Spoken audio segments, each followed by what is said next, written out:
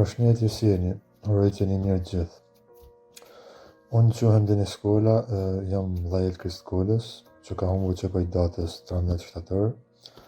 Para ca ditësh kam bërë një video këtu te Jeta duke kërkuar ndihmën tuaj për kush e ka parë ose kush ka ndonjë informacion. Por sot po bëj këtë video dhe apel për policinë dhe organet kompetente, sepse nga ana e tyre nuk kemi asnjë informacion, asnjë veprim serioz, asnjë hetim konkret.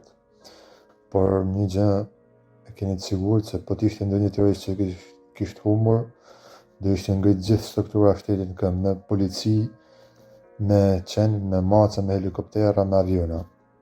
Kurse kur bëhet fjalë për një qytetar të thjesht, pa marrë parasysh problemet mendore, a është i verbër, a është mërmec, shurdhë ose invalid, thjesht një qytetar ka shumë pikë pyetje.